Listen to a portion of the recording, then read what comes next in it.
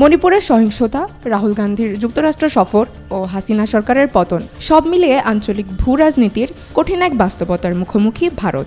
ফলে পাকিস্তানে ইমরান খানের পদচ্যুত হওয়ার ঘটনার পর বাংলাদেশে ক্ষমতার পট পরিবর্তনকে দুটো বিচ্ছিন্ন ঘটনা হিসেবে মেনে নিতে নারাজ অনেক রাজনৈতিক বিশ্লেষক। সম্প্রতি এ বিষয়ে ভারতের আনন্দবাজার পত্রিকায় একটি দীর্ঘ লেখা প্রকাশ করেন কলামিস্ট মোহিত রায়, যেখানে তিনি দাবি করেন পাকিস্তান ও বাংলাদেশের ক্ষমতার পালা পরিবর্তনে সরাসরি যুক্ত ছিল যুক্তরাষ্ট্র। তার মতে এই দুই দেশের মিশন শেষ হওয়ার পর এখন যুক্তরাষ্ট্রের পরবর্তী টার্গেট ভারত। মোহিত রায় বলেন, বাংলাদেশের গত কয়েকটি সাধারণ নির্বাচন আদৌ অবাধ ছিল না এবং জনসাধারণ এ নিয়ে যথেষ্ট ক্ষুব্ধ ছিলেন। কিন্তু চাকরিতে সংরক্ষণ বিরোধী আন্দোলনকে সরকার পতনের সহিংস রক্তাক্ত গণ অভ্যুত্থানে পরিণত করাটা স্বাভাবিক মনে হয়নি। ফলে ছাত্র আন্দোলন পরিণত হলো ভারত বিরোধী ইসলামপন্থী শক্তির পুনর্বাসনে, যা আমেরিকা ও পশ্চিমী শক্তির পছন্দের ছবি।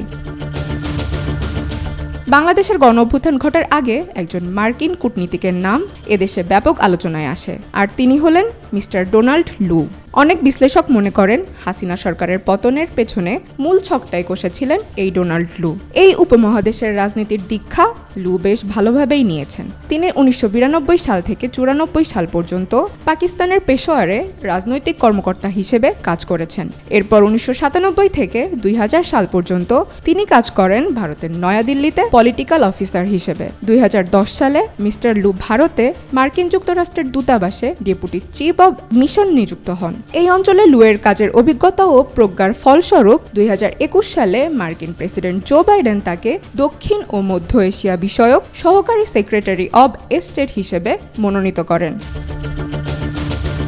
লু এই দায়িত্ব পাওয়ার ঠিক পরের বছরই পাকিস্তানে আস্থা ভোটে হেরে যান ইমরান খান। প্রধানমন্ত্রীর পদ খুইয়ে নিরাপত্তা ভঙ্গের অপরাধে 10 বছর কারাদণ্ডের আদেশ পান তিনি, যে ঘটনায় সরাসরি ডোনাল্ড লুকেই দায়ী করেছিলেন ইমরান। এরপর 2024 সালে বাংলাদেশ দেখল এক নজিরবিহীন অভ্যুত্থান, যার দরুন এখন ভারতে আশ্রিত সাবেক প্রধানমন্ত্রী শেখ হাসিনা।